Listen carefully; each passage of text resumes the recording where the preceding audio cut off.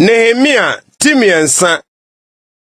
No asafopani Eliasib nini nuanom asofo no sore na wasi nwanpono no. Won waye no kronkron na wasisi napono no. Waye no kronkron kosi mia abantenten no ho, di kosi Hananel abantenten no ho. Na ninchemu na Yeriko marima siye, na ninchemu nso na Imriba Sakur siye. Na mpata apono no sena mane siye. Wan wasam so na wasisi napono, ne mpratwom ne nadaban. Wanchemu na Hakos ba Uriah ba Meromot miemiemu. Wanchemu nso na Mesesabel ba Berekia ba Mesulam miemiemu. Wanchemu na Baana ba Sadok miemiemu. Wanchemu na Tekwafo miemiemu. Na wọn abrempon amfa wọn kon amehye wọn Awurade som no mu. Na epron dada no Pasia ba Yuada ne Besodia ba Mesolam miemiemu. Wan wasam so na wasi na pono ne mpratwom ne nadaban. Wanchemu na Gibeoni Melatia ne Meronot ni Yadon. Gibeono Mispa marmarima wahye asuoja amrado no asia no miemiemu. Ninchemu na Hahia ba Usiela ofiri sika dwumfo mu no miemiemu. Ninchemu na Hanania nifrafo ba no miemiemu. Na oma Jerusalem yedin dikosi ofasuo tetrete no so. Wanchemu na Huba Refaya Jerusalem faso safohene miemiemu. Wanchemu na Harumaf ba Yedaya miemia ni fie ntintinso adie no mu. Ninchemu na Hasabnia ba Hatus miemiemu. Esini benso na Harim ba Makia ne Pahad Moab ba Hasu miemiemu. Ni afono no abantenten no nso. Ninchemu na Halolhes ba Salum Jerusalem faso safohene miemiemu. Ono ne mama bonhwa fono no Hanum ne Sanoafo miemiemu. Wan wotoye na osisi ano apono ne mpratwom ne nadaban. Noto ofasuo no basafa pem dikosi sumuna pono no. Sumuna pono no de Rekab ba Makia Bet Hakerem abupen so safohene no miemiemu. Ono no wotoye na osisi ano apono ne mpratwom ne nadaban. Na nsutre pono no Ko Hoseba Salum Mispa abupen so safohene no miemiemu.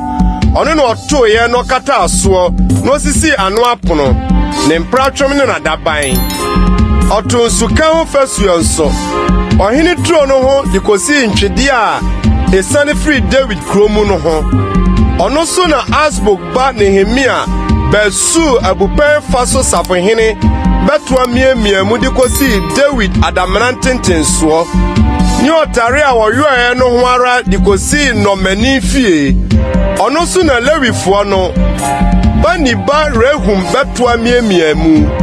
Ninchemu na Hasabia Kela abupen faso safohene miemiemu ma na abupen.